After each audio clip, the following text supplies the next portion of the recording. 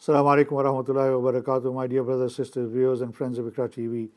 Welcome to the second part of my program, Real Talk.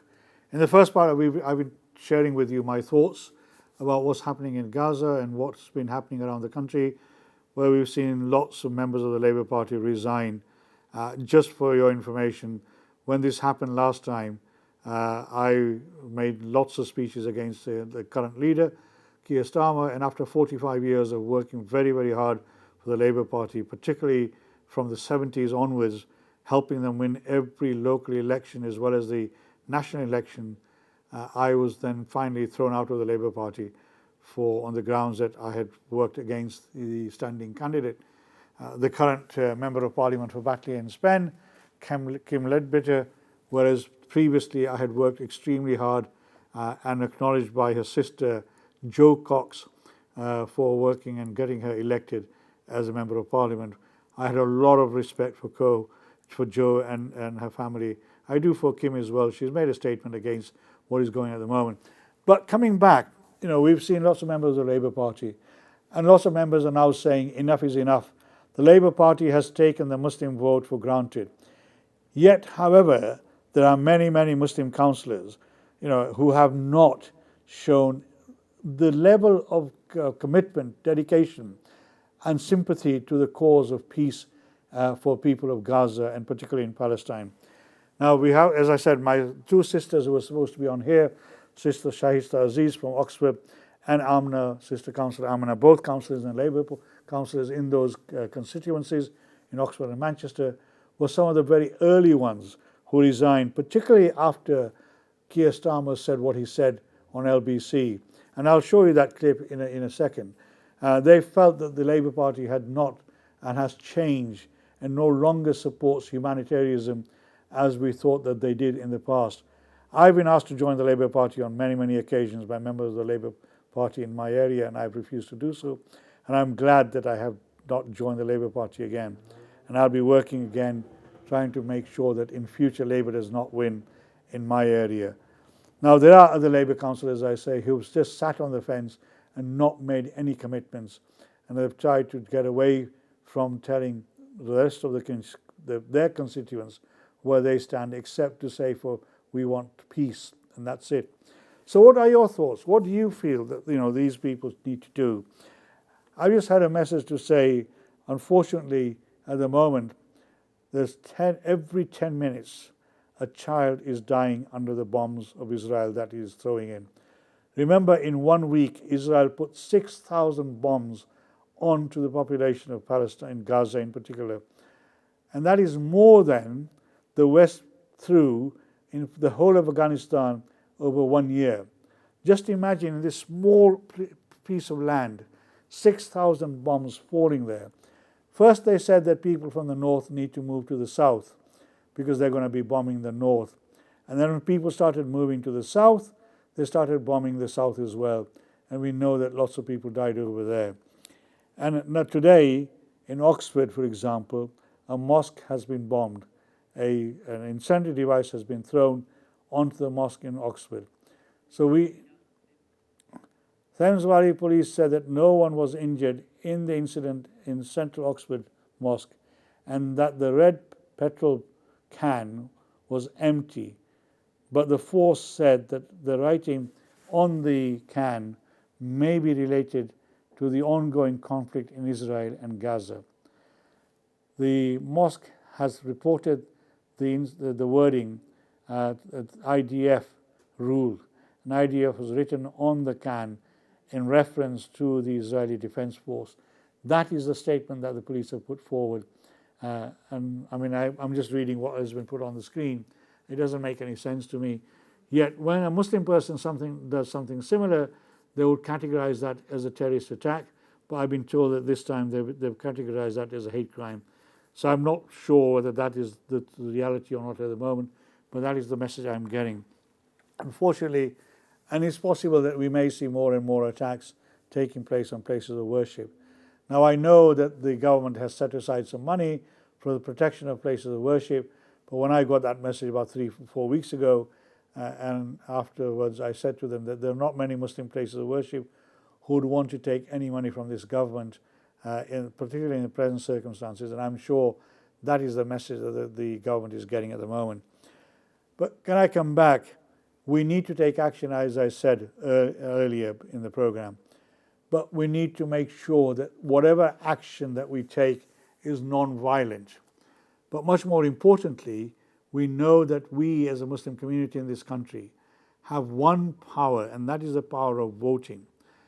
And those who watched me over the years, that for the last 22 years that I've appeared on various Muslim TV channels, I've been saying that the Muslim vote is a very, very powerful tool.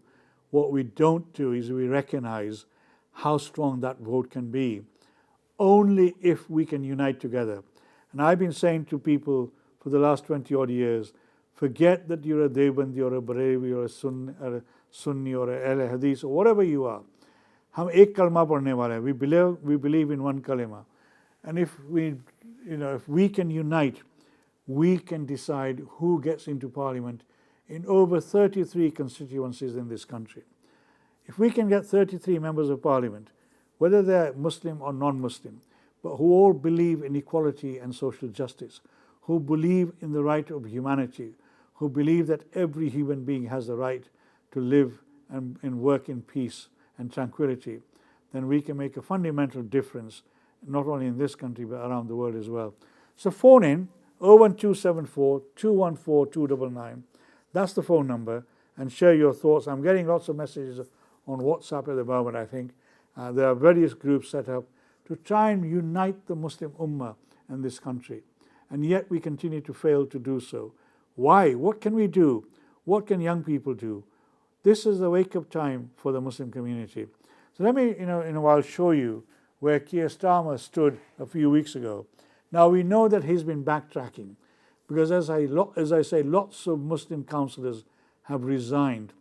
Over 150 Muslim councillors have written to him to say he needs to rethink his position on this particular issue. And I'm not sure if he has yet changed his mind. He is still thinking about the right of Israel to defend itself, which I don't deny. Israel needs to defend itself. But let's also remember why this conflict is happening. What is the reason behind it? What has happened over the last 75 years that we are in a situation we still are in?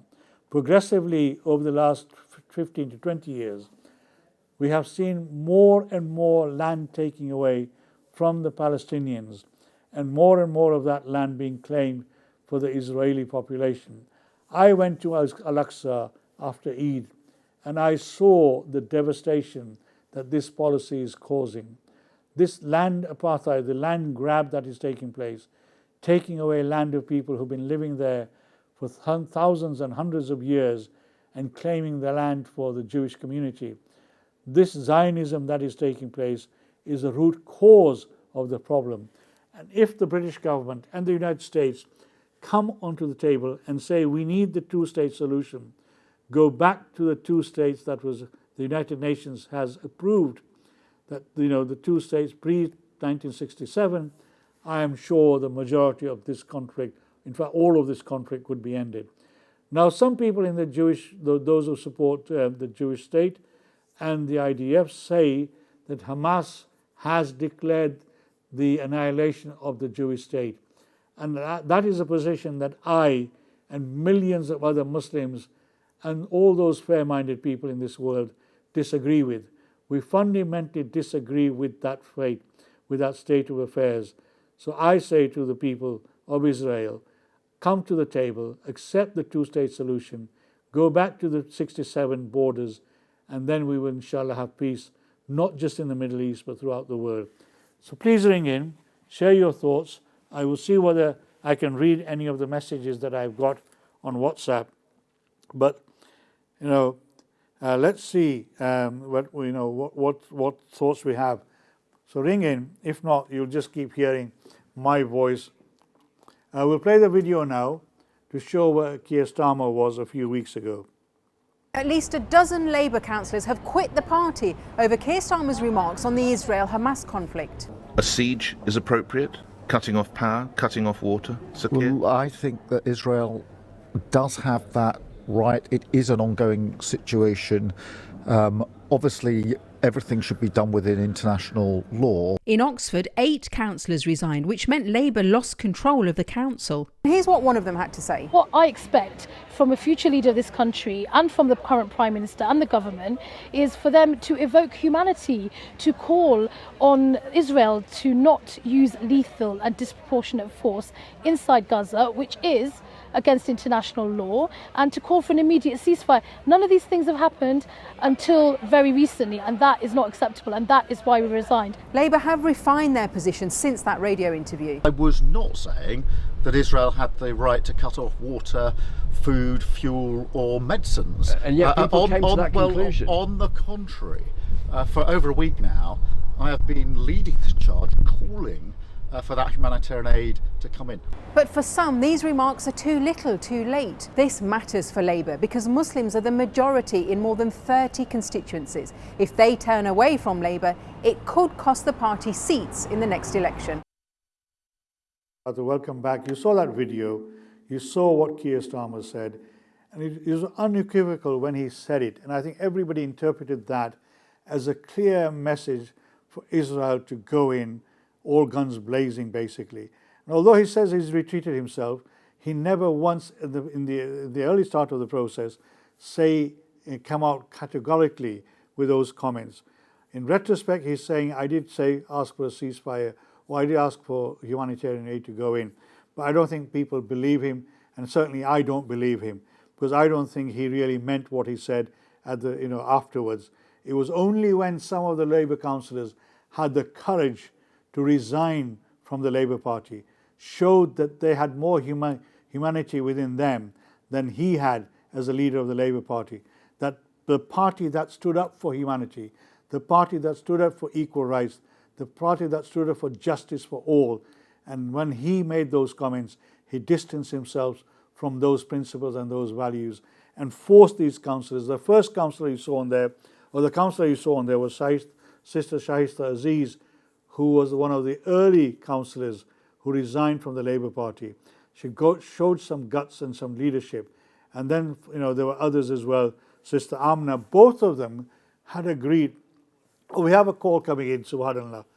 Assalamu alaikum wa rahmatullahi wa barakatuh. Can you please give me your name and where you're calling from? Walaikum assalam. Iqbal Bhai, it's Kulsum Dalal here. Oh, assalamu alaikum, Kulsum. How are you? You've been on my program before. I'm really glad that you're calling in. And I know you're a passionate supporter of Palestine. I've seen you at demonstrations. I think, to be honest, I've been trying very hard to watch the clips that you've just showed. I've just turned it on now, but unfortunately the line is quite bad. Yes, I've heard from several people. I've heard from several people on my WhatsApp message saying that the signal is very poor and they're not getting a proper sort of a picture. And apparently I've been told in my ear that's related to the unfortunate weather that we have at the moment. So I'm really sorry for that. Sorry, Kulsum. What would you like to say? No, I'm just. I think when I watched those clips,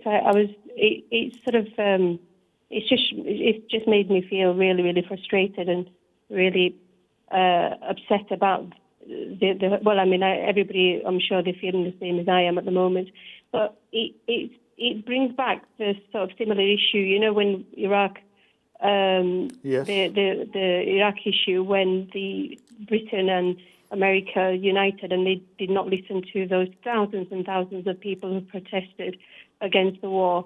In the end, we didn't actually benefit from anything apart from causing the Middle East to be disrupted and left in crisis even now.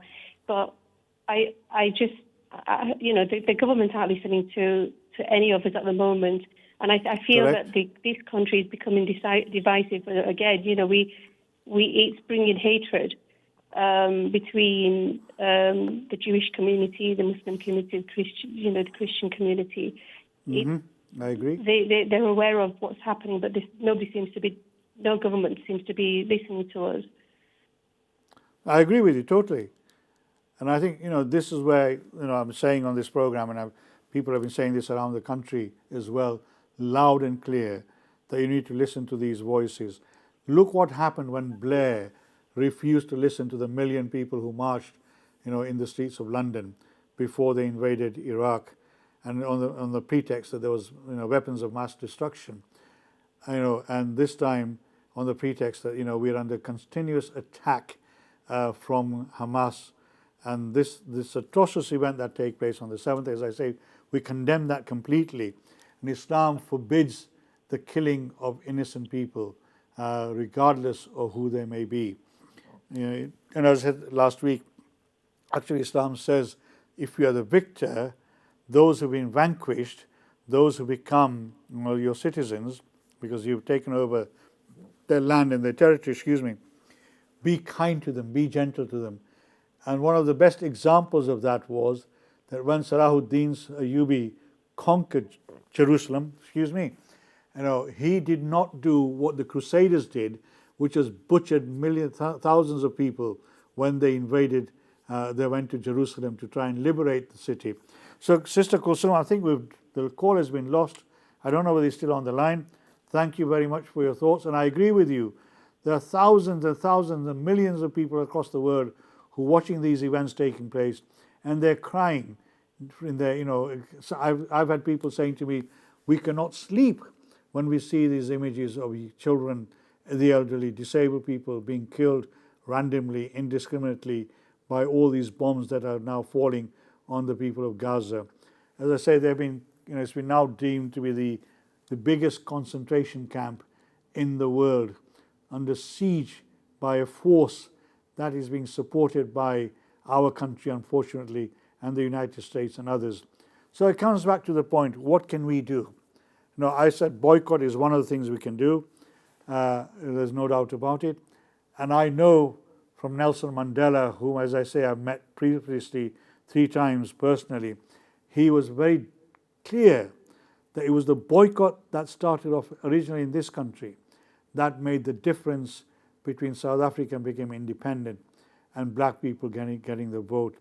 And I say to the people, if you are Muslim, if you believe in Islam, if you believe in the kalama and you follow the tenets of Islam, this is the time when we need to show our support for the people of Palestine and particularly the people of Gaza. Go into supermarkets, buy the products that come from Israel, go to the counter, pay for them, and then go back and tell them you don't want that product because it comes from an occupied land, that is from an illegal produce, and therefore that will hit them. Don't just not sort of ignore the product on the shelf. Go in, buy it, and let them. We got another call coming in. Assalamu alaikum wa rahmatullahi wa barakatuh. Who's calling, please, and where are you calling from? Ji, Assalamu alaikum, Iqbal Bhai. I'm not too far from where you hail from. All right, you're a good friend of my phone who's just called in, Kulsum. That's Hassan, is it? Yeah. Has Kulsum just phoned in as well? Kulsum has just phoned in, and she says she's got cut off, unfortunately. Assalamu alaikum, Hassan, welcome.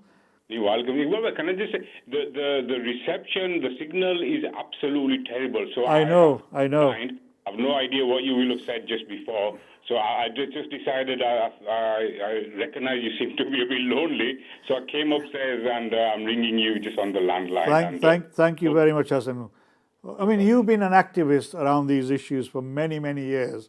What are your thoughts when you see the pictures and the response, not just from our government, from our councillors as well? I know you're a very politically active person.